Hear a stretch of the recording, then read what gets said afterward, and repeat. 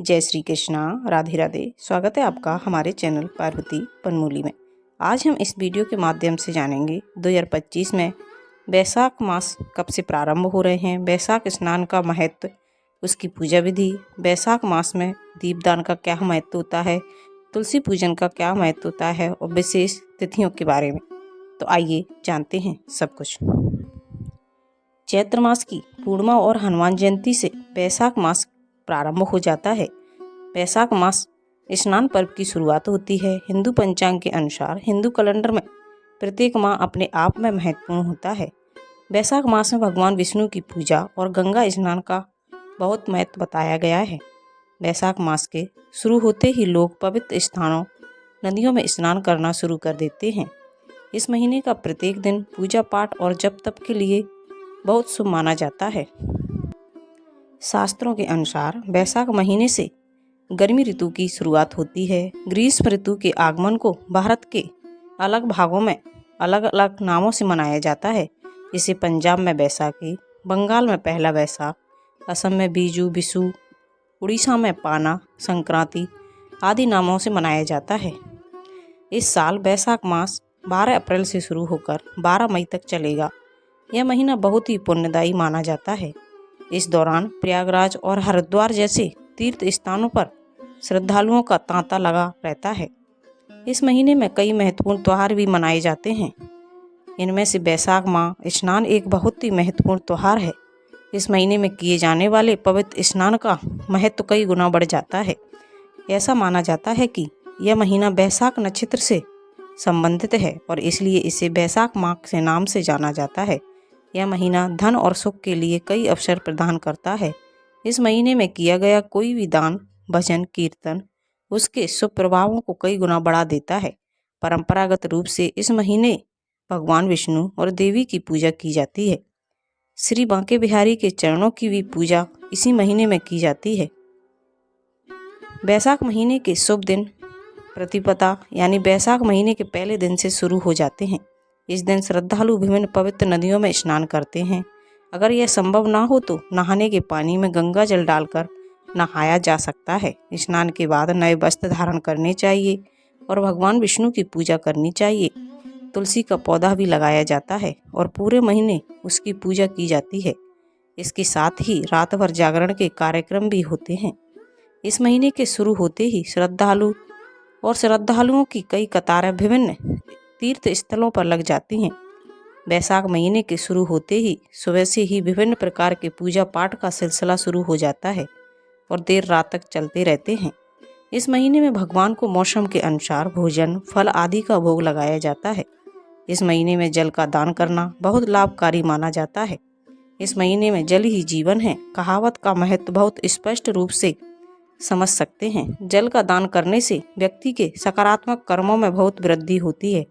ऐसा माना जाता है कि जल दान करने से देवता और पूर्वज प्रसन्न होते हैं और उनका आशीर्वाद प्राप्त होता है। परंपरागत रूप से इस दिन से लेकर पूरे महीने कई मंदिरों में विभिन्न प्रकार के व्यंजन और फल परोसे जाते हैं।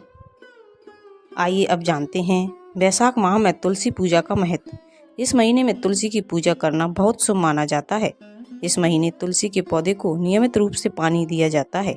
जिनके घर में तुलसी नहीं है वे इस महीने तुलसी का पौधा लगाते हैं और दिन रात उसकी पूजा करते हैं। पूजा में तुलसी कथा का पाठ और तुलसी आरती की जाती है।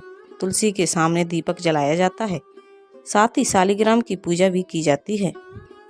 तुलसी पूजा में माला से जाप भी किया जाता है। इस दौरान भगवान विष्णु की भी पूजा की जाती है। अब जानते हैं बैसाख माह में दीपदान का महत्व। बैसाख महीने में दीपदान का भी बहुत अधिक महत्व है। पवित्र नदियों और पेड़ पौधों के सामने दीपक जलाकर दीपदान किया जाता है। गंगा और यमुना जैसी पवित्र नदियों दीपदान के लिए बहुत लोकप्रिय हैं। घरों के मुख्य द्वार पर दीप जलाए जाते हैं। प्राचीन काल से ही इस महीने में तुलसी, पीपल और बट वृक्ष पर दीपक जलाए जाते हैं। दीपदान सुबह या शाम को किया जाता है। ऐसा माना जाता है कि दीपदान से जीवन का सारा अंधकार दूर हो जाता है। इससे जीवन में नई रोशनी आती है। आइए अब जानते हैं बैसाख माह की महत्वपूर्ण तिथियों के बारे में। कुछ तिथियों पर स्नान का महत्व अधिक और बढ़ जाता है। स्कंद पुराण में बैसाख मास के महत्व के बारे में विस्तार से बताया गया है। इस पुराण के वैष्णव खंड के अनुसार इस महीने में किया गया प्रत्येक शुभ कार्य अत्यंत लाभकारी और उत्तम फल देने वाला होता है। तृतीया, दशमी, एकादशी, द्वादशी, त्रयोदशी, चतुर्दशी, पूर्णिमा को बहुत ही पवित्र और शुभ माना जाता है। इस महीने में स्नान, जप, तप, दान करने से व्यक्ति के सभी पाप नष्ट हो जाते हैं। यदि किसी कारणवश कोई व्यक्ति इस महीने में नियमित रूप से स्नान, व्रत, पूजा आदि नहीं कर पाता है तो वह व्यक्ति ऊपर बताई गई शुभ तिथियों में से कोई भी 3 तिथियां चुनकर आवश्यक कार्य कर सकते हैं और दीपदान, स्नान दान, व्रत पूजा कर सकते हैं। ऐसा करने पर व्यक्ति को वैशाख मास से मिलने वाले सभी संभव फल प्राप्त होते हैं। वैशाख मास की 10वीं शुक्ल पक्ष को गंगा स्नान किया जाता है। वैशाख महीने में भगवान बुद्ध और भगवान परशुराम की जन्मतिथि स्नान के लिए अत्यंत शुभ मानी जाती हैं। भगवान ब्रह्मा जी ने इसी महीने में तिल का विकास किया था और इसलिए तिल का उपयोग कई खाद्य पदार्थों को तैयार करने में किया जाता है। ऐसा माना जाता है कि वैशाख माह में अक्षय तृतीया का स्नान बहुत महत्वपूर्ण भूमिका निभाता है। इसी प्रकार वैशाख माह के शुक्ल और कृष्ण पक्ष दोनों पक्षों की एकादशियों को पारंपरिक रूप से स्नान किया जाता है। वैशाख पूर्णिमा तिथि को स्नान के लिए भी बहुत शुभ माना गया है। आइए जानते हैं कि ऐसे कौन से कार्य हैं जो कि वैशाख माह में करने से अत्यंत सुख देते हैं। धार्मिक मान्यताओं के अनुसार इसी माह से त्रेता युग का आरंभ हुआ था। इसी वजह से इसका धार्मिक महत्व बढ़ जाता है। इस महीने को माधव नाम से भी जाना जाता है। माधव भगवान विष्णु का एक नाम है। इस माह में भगवान विष्णु की पूजा का खास महत्व माना जाता है। धर्म, कर्म, स्नान, दान और पितरों के तर्पण के लिए अमावस्या का दिन बहुत ही शुभ माना जाता है। काल सर्प दोष से मुक्ति पाने के लिए भी अमावस्या तिथि पर ज्योतिषीय उपाय किए जाते हैं। पितरों की आत्मा की शांति के लिए तर्पण एवं उपवास करें और किसी गरीब व्यक्ति को दान दक्षिणा दें। अमावस्या के दिन पीपल के पेड़ पर सुबह जल चढ़ाना चाहिए और संध्या के समय दीपक जलाना चाहिए। अमावस्या तिथि पर इस दिन नदी, जलाशय या कुंड आदि में स्नान करें और सूर्यदेव को अर्घ्य देकर बहते हुए जल में तिल प्रवाहित करें। दक्षिण भारत में वैशाख अमावस्या पर शनि जयंती मनाई जाती है। वैशाख अमावस्या पर शनि जयंती भी मनाई जाती है, इसलिए शनिदेव तिल, तेल और पुष्प आदि चढ़ाकर पूजन करना चाहिए। वैशाख मास में भगवान विष्णु की पूजा का विधान है। इस दौरान भगवान विष्णु की तुलसी पत्र से माधव रूप की पूजा की जाती है। स्कंद पुराण के वैष्णव खंड अनुसार ना माधवो शमो माशो ना कृतेन योगो समम ना चा वेद समम शास्त्रम ना तीर्थ गंगाए समम। अर्थात माधव मास यानी वैशाख मास के समान कोई मास नहीं है, सतयुग के समान कोई युग नहीं है, वेदों के समान कोई शास्त्र नहीं है और गंगा जी के समान कोई तीर्थ नहीं है। इस माह के दौरान आपको ओम माधवाय नमः मंत्र का नित्य ही कम से कम 11 बार जप करना चाहिए।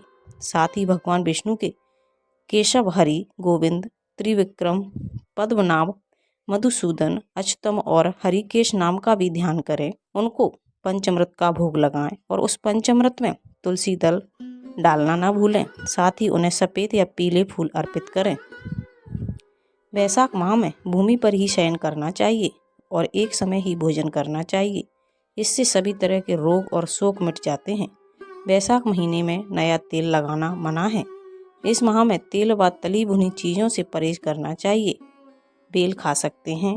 वैशाख मास में तेल लगाना, दिन में सोना, कांस के पात्र में भोजन करना, खाट पर सोना, घर में नहाना, निषिद्ध पदार्थ खाना, 2 बार भोजन करना तथा रात में खाना, ये 8 बातें त्याग देना चाहिए। वैशाख कथा का श्रवण करें और गीता का पाठ करें। तो ये थी वैशाख मास के स्नान विधि, पूजा विधि, दीपदान का महत्व, तुलसी पूजन का महत्व। संपूर्ण जानकारी अगर आपको अच्छी लगे तो प्लीज़ चैनल को लाइक, शेयर, सब्सक्राइब कीजिए। साथ में बेल आइकन को ऑन कर लीजिए ताकि जब भी लेटेस्ट वीडियो अपलोड करें उसकी जानकारी सबसे पहले आपको मिल जाए।